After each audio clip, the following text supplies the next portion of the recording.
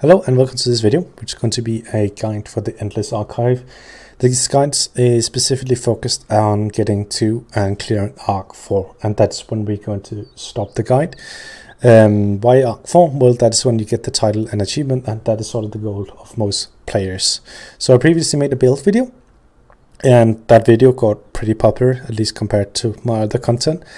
And the biggest request there was, well, you showed us the build, but how do you actually clear this Endless Archive, and what is your tips and tricks? And that's what this video is going to be about. It's going to be sort of a mini guide of sort of the decisions and the tactics that I use to clear inside the Endless Archive. And what I'm going to do now is go over the build that I'm using for Arc 1 and 2.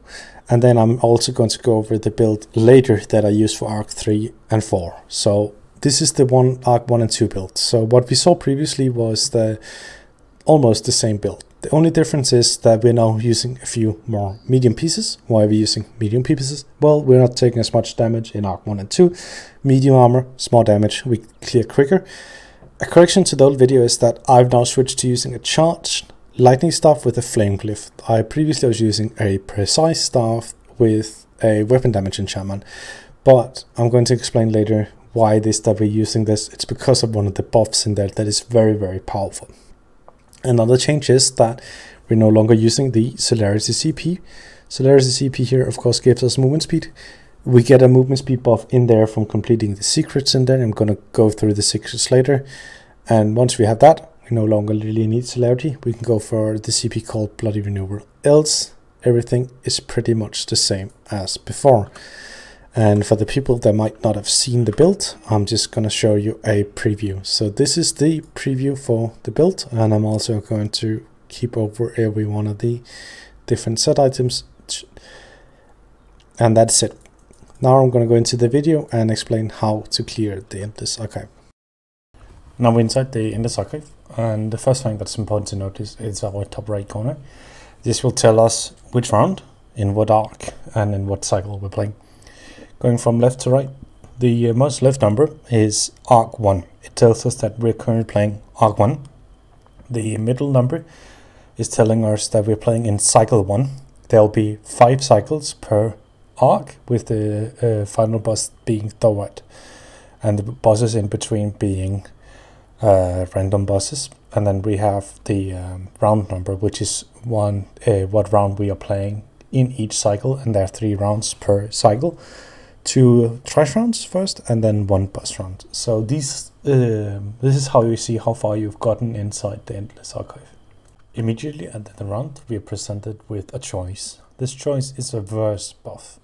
A verse buff only lasts 1 round, and what you can choose from the verse buff is often either some utility, some damage, or some defense. In these first 2 arcs, I recommend almost always going for the offense, because you're not taking that much damage and you just want to power through them as fast as possible. We're now presented with the 3rd round in a cycle, and this will always be a boss round. It will always be a random boss unless it's the 5th cycle, then it's Thorwald that you're fighting. You could probably make a video going through all 65 or 68, somewhere between 60 and 70 bosses, but that would probably be the most useless guide on YouTube, because the majority of these bosses are target damage with very implicit mechanics. There are a few hard ones. Rakan is one of them, and there is also some of the Mantic that can be a bit hard to fight. But for the majority of the time, these are target dummy bosses. And you will find that these rounds are typically easier than the trash rounds once you get a bit further in. You will often see people using the consumable verses on these bosses. Why do they do that? It's because the consumable verses are 1 for each cycle. So this is the last round of each cycle. So if you haven't used it yet, you might as well use it on the boss. I don't recommend doing this for the first 2 arcs.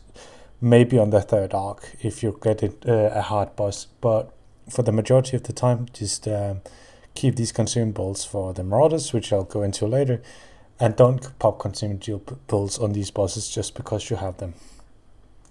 What you see on the screen is vision buffs. Vision buffs are permanent inside in this archive. There's a definite order to which buffs are more important than other, and I'm going to explain that. But generally speaking, you would rather take the defensive buffs or the utility buffs over the offensive buffs. But there are definitely offensive damage buffs that are worth taking, and I'm going to call them out as we go. When you see the small portal next to the main portal, it means you're getting a secret. A secret is sort of a free challenge that can't really cost you any lives, that you can do. What you get in the end is another verse, which means you'll have 2 verses for the next fight. And once you've completed enough of them, you'll get achievements, and those achievements unlock some buffs in here. Like you've seen, I've had 3 choice of visions, 3 choices of verses. That's from doing these secrets. In this video, I'm going to go through each secret there is and sort of how I complete them with some tips and tricks. The dual arena is probably one of the easiest one. Most important is to make sure to bash her. That's basically it. Stay close to her, attack the crystals from the distance, and ignore the ads. That is basically how you defeat her. There aren't any real tricks to her. Sometimes it will be a very, very long fight, but basically as long as you bash her when she's casting, then you'll be good to complete her. It's just a matter of how long it takes to kill her. You see me here picking an offensive vision. Why did I do that? Well, it's a vision that adds critical chance to my abilities. When I do more critical hits, then I get more crit surge procs and I heal more. So in that way, it's also a defensive trait. This is definitely one of the better offensive traits that we can take from the visions. I want to talk a bit more about the trash. So there's 3 spawns per round. The very first spawn, there will only be 1 Fable Lad. What is a Fable Lad? Well, these are the mage sort of type of spawns. The most important is the Infuser, and it needs to be bashed. The Infuser will first cast sort of an AoE spell that's not so important, and then will do the Clappy Hand spell. And if you don't bash this spell, then it will enrage everything else around it. You'll have pretty good time before he casts that. He's never going to cast it immediately. It's usually like 10 seconds into the pull. So Infuser is your first priority. Get that bash in and kill it fast so it doesn't cast again. Then there's the Flame Shaper. That's the second most dangerous ad. The Flame Shaper will do just like the Infuser, a cast, and it needs to be interrupted. What it does is that it spits out fire, and it keeps channeling until you interrupt, and it will increase in damage over time. So these are sort of the 2 ads to watch out for. There will only be 1 in the first spawn of ads, but there can be 2. There are also some not so important ads. The Totem Master, the Sun Eater, the Spell Thief. These are all mages, but they're not as important as the Infuser and Flame Shaper. So the first spawn, there'll only be 1 of these, which is nice, so you can be guaranteed of that. The second and third spawn, there can be up to 2, and there will often be 2, and it can be any combination. So it can be 2 Infusers, and you have to quickly run back and forth to bash. It can be 2 Flame Shapers, quickly run back and forth, and it can also be something like an Infuser and a Flame Shaper. What do you choose to prioritize then? You prioritize the Infuser, and you try and bash the Flame Shaper afterwards as fast as possible. So these are sort of the order that you prioritize. It's very important to keep this in the back of your head. Always look for an Infuser or Flame Shaper spawn and then focus that ad. Then the rest of the order of sort of what ads are important is pretty intuitive. It's like the elite ads first, and then it's the bottom trash ads later. So that's how you do the trash in here. The second type of secret that we're going to talk about is the eye secret here. This secret is probably the most infamous of all of them. It's probably also the hardest. It's also the one that takes your buffs away. I'm going to go into that a little bit later. But basically what you do in here is that you look for books. And you use your number 2 spell to cast a spell that will look for the books. Then you have your number 3 spell, which is going to give you speed buff. And then you have your number 1 spell, which you cast before you hit the book, so that this, what it does is it spins around you, and then the spin hits the books. You basically need to kill the books. It is very much an RG fest where the things spawn. You'll also have zombies chasing after you. You will have these tentacles coming out the ground. And it's, I don't really have that good tips for this, other than the fact that it's very important that you cast your spin before you get to the book that you want to hit, because it has a cast time. So what you see me doing here is unequip all my gear and then re-equip it using my add-on. This is a bug where it takes away your buffs when you spawn into this specific secret. So far I have not seen it happen to any of the other secrets. Now we're at the last boss, which means we are on cycle 5 of arc 1. Third is always going to be the last boss of every arc, and the boss fight is going to change for each arc. There's going to be more elements. So in this first arc, we're only going to face the first version of Third, which is this human kind of form. And she has two mechanics to really watch out for. One is her heavy attack, and the other is the shield mechanic.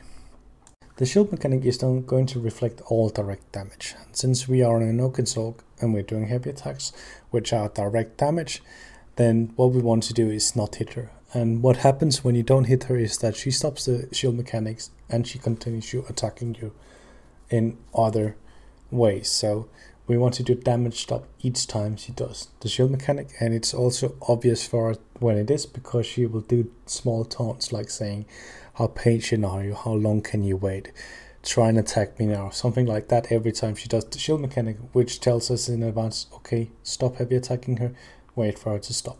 The heavy attack is the mechanic you just saw before, that's called tempered blow.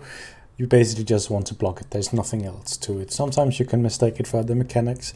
It's just very important when she lifts the sword above her head.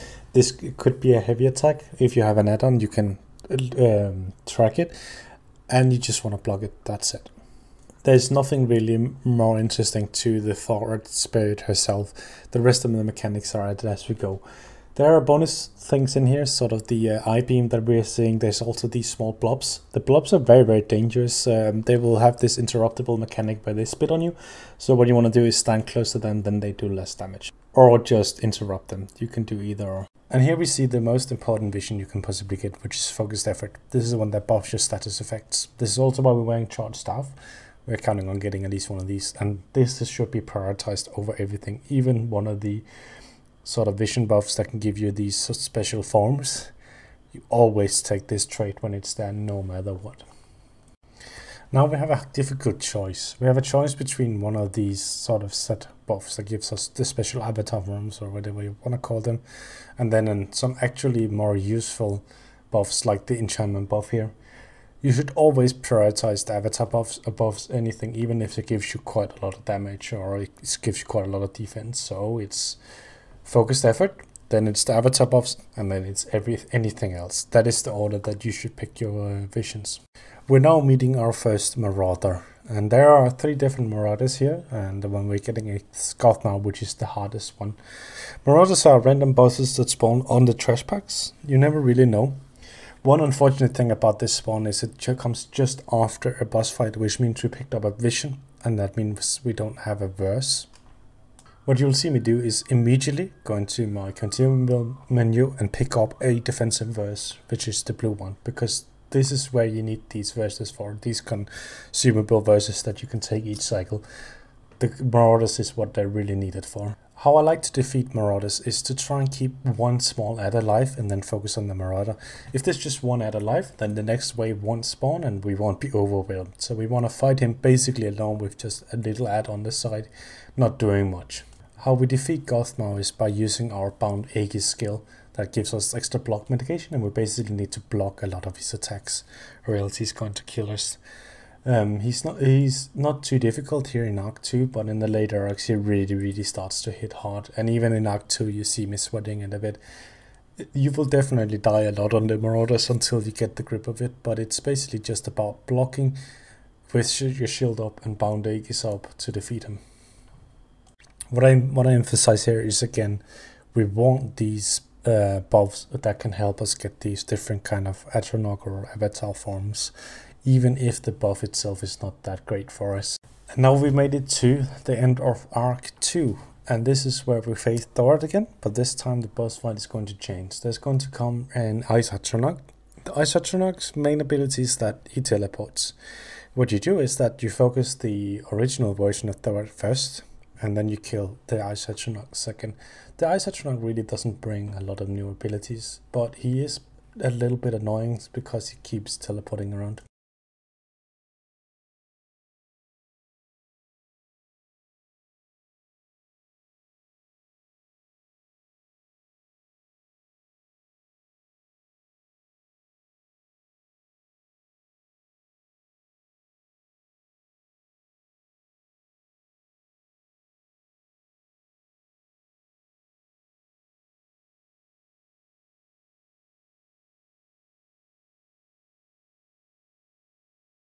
Now the AR3 build is basically the build I gave you in the original video, which is our heavy sergeant chest with reinforced, Divine's medium belt, light gloves, then heavy reinforced Order's Wrath, heavy reinforced Order's Wrath, heavy reinforced Order's Wrath, and heavy reinforced Slime Crawl. So 5 pieces of heavy, all reinforced. The only change from the original video is, of course, we're going for charged flame staff, and of course, again, we are going for the bloody renewal CP. But else, the build remains the exact same. For the people that might not have watched the original video, well, here is the preview of every single piece, and you can also see the food, the CP, and the skills. So this is the AR3 build. This is what was sort of special about the build, that we're using heavy armor. We're getting into AR3. Things are starting to do a lot more damage. We're also probably going to face a couple of more Marauders that are going to hit hard. This is why we're using heavy and reinforced armor. Next one is the puzzle. This one is considered pretty difficult. What you need to do is activate these 6 pillars in an order. You can see when you go to the pillar which ones they're going to remove, of these sort of goo, puddles, puddle, whatever things there. And what you want to do is remove the one that's closest to you first and remove the one that's furthest away from the last. So what you do is you can go around and you can see which pillar activates which puddle. And what I do is then write it down. Usually I'll write it down on a piece of paper next to me. So I'll go, okay, 1 is the closest one, and then 3 is the second closest one. And then I sort of write down the order segmentally. And then once I have all 6, I'll then wait for them all to be ready, and then I'll just activate them quickly and run. And this works every time. So write it down. This works much, much better than trying to remember it in your head.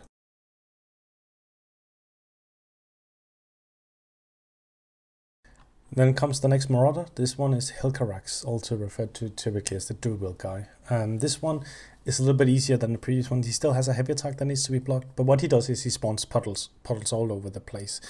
And this also makes him more of a DPS check, because eventually the ground is just going to be filled everywhere. He's much more difficult in a tight space. Luckily for me this time I got him in a pretty big map. You pretty much defeat him the same way. Focus on keeping your shield up, bound Aegis if you're going to take a lot of attacks in a row, and then trying to isolate an ad. I failed to do that in this attempt. Luckily the next spawn is not that difficult, but it could have been 2 infusers and then I would probably have been dead.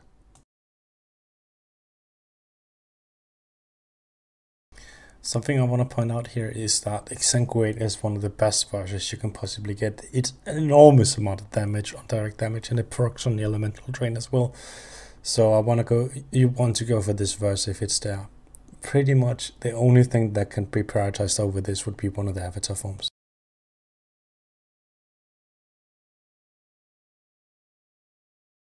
Now we're on the last boss in AR3, which is again Thorat, but this time we've got a third boss, which is going to be the Mantic.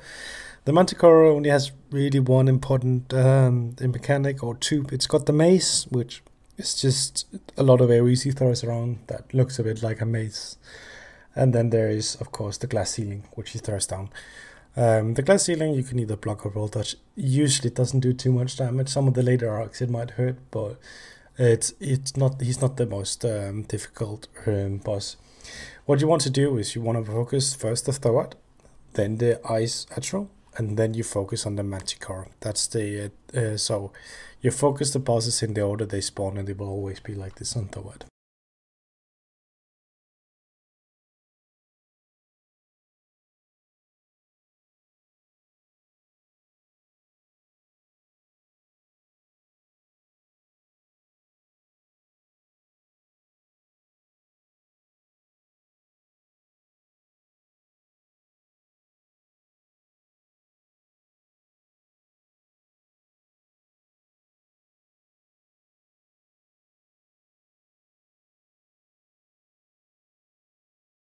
Now we've already seen this Marauder before, but what I want to show here is that you can successfully, again, use the ad to keep one ad alive tactic, and this is a much smaller room with Hilara, and you can see just how much more difficult the fights gets in a small room. You actually have to start using the entire room to defeat him.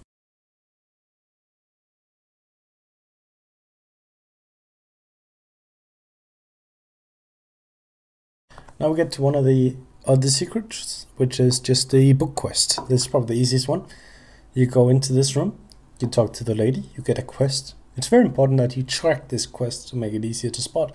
And basically, when there's sometimes there'll be a book in one of the rooms for the trash. You pick up the book. Once you get enough books, you'll get another secret door. You go in, turn the quest in, and this is how you complete the secret. It's the easiest of all the secrets that are. Next up is Rakan. Rakan is the most difficult boss in this archive. And why is that? Well, you will probably hear other Twitch streamers or YouTubers saying things like there are no DPS checks in here. Well, Rakan definitely has a DPS check. The Rakan has 4 platforms. You need to stand on the platform while he's attacking you to get a buff. At some point, he'll destroy the platform. You go to the next one, just like in VMall, and you move on until there's no more platforms, which is there are no more of the 4 platforms. Then he goes to the middle and he does an execute phase. And if you don't have enough damage, you'll die. So Rakan is not a very fun boss to get late. Basically, if you get him later than a certain arc, then you'll just be a wipe, a hard stop, and you'll not get any further in the archive. I think Source should remove him from rotation because he's basically broken at the moment. He also has the kite mechanic from VMall, which is very, very difficult to do when you're standing still on a platform. So basically right now, this is the most difficult and broken fight in my opinion. What you need to do is just do as much damage as possible.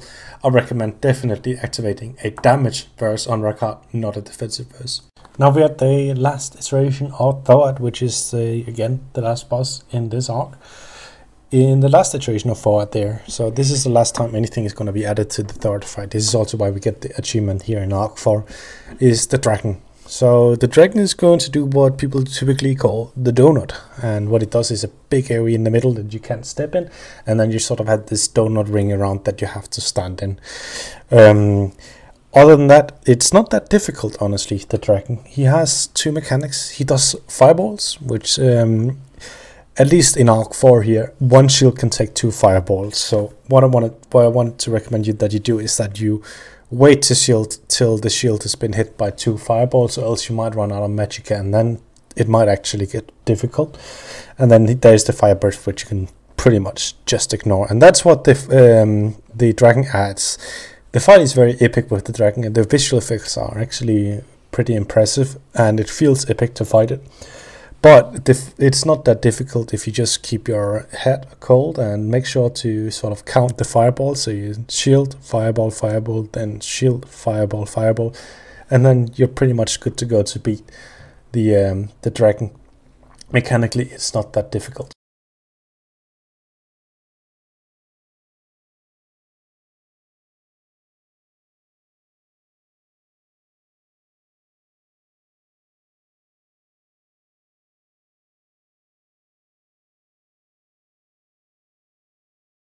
And that's it. You've cleared Arc 4, you've got your achievement, and that is what this video was about. Getting the achievement, clearing Arc 4 on a solo build as an Oakensorcer. What I'm going to do next in this video is just quickly go through the last few secrets. There are maybe a few more tips and tricks. The God secret is just about sprinting away from the butcher, eating the sweet rolls, and once you've eaten enough sweet rolls, you'll unlock your ultimate and you can headbutt him and win the secret. The only sort of tip I have here is that you don't have a time on this, so just run over the hills to pick up speed from him, and don't rush directly to the sweet rolls because then he'll catch up. That's basically it.